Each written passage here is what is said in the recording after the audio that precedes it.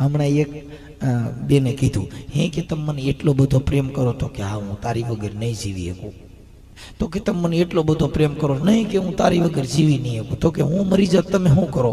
તો કે તું મરી જાય તો હું ગાંડો થઈ જાઉં. તો કે તમે બીજી બાઈ કરો તો કે પછી ગાંડા ગમે ઈ કરે.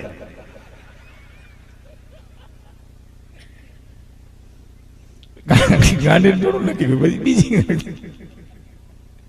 હમણાં એક ભાઈ છે ને એટલો બધો પ્રેમ કરતો હતો, એને હગાઈ થઈ ગઈ ને તો એને કીધું મને તો તું છે ને ચામાંય તું દેખા, રોટલીમાંય તું દેખા, મને તો તારી વગર રોટલી ભાવતી નથી.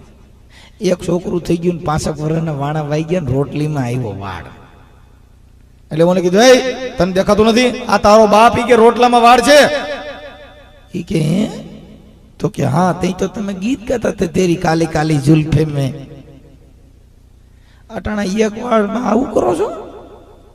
ઈ કે મળદના દીકરા પ્રેમ હોય તો માણા અંબોડા ગરકી જાય, એક વાળમાં હું રાડ્યો સીડ્યો છું. એટલે હવે આ મારી વાણીને વિરામ આપું છું. જી ચમન में न है माली वो चमन किस काम का. એટલે આ ભાઈની એક ફરમાઈશ છે, જો ભૂલી ગયો હું. જીવણ બાપાનું ભજન છે, દોરંગા ફેરાનો બે, તો મારે ગોતવા છો કેટલાક છે.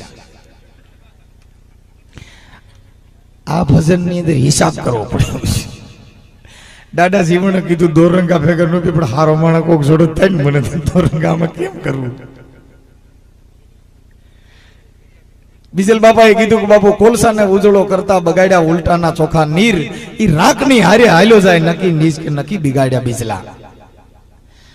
ઓલો કોલસો છે ને પાણીમાં બસારા ધોઈ અને એને એમ કે થોડો ચોખ્ખો કરી નાખી, તે પીધા જેવું પાણી હતું ને એ બગાડ્યું. એટલે બીજલ બાપાએ કીધું કે બાપુ કોલસાને ઉજળો કરતા એ બગાડ્યા ઉલટાના ચોખા નીર, આ રાખની હારે હાલ્યો જાય નીચ કે બાપુ નકી બગાડ્યા બીજલા. સાહેબ એવા માણસનો સંગ કરવાથી તમારી આ જે કઈ જે છે ને મનના ભ્રમ એ નહીં થાય. જો નિર્મળ થવું હોય તો આ ગતની ગંગા કહેતા મેઘવાળ સમાજને ગતની ગંગા કીધી સાહેબ. પાલન દાદાએ પણ આપણી સમાજને ગતની ગંગા કીધી. એટલે પાલન દાદાએ કીધું કે જે કોઈને નમે નહીં, જે કોઈને ગમે નહીં, જેની વાણીમાં હોય વહરી વાણ, એ પાલન ભણ ધર્મીઓ બાપુ આ દેવને દેવની ભરી નથી તું શીખાય. એ ક્યાંય દેવના કારખાના નથી ત્યાં દેવ જન્મ લેતા હોય. પણ પાલન દાડો કહે છે જે નમી જાય, જે ગમી જાય, જેની વાણીમાં હોય મધુરી વાણ, એ પાલન ભણ ધર્મીઓ બાપુ આ દેવને દેવની ભરી નથી તું શીખાય. આ દેવના કારખાના છે આ સમાજ.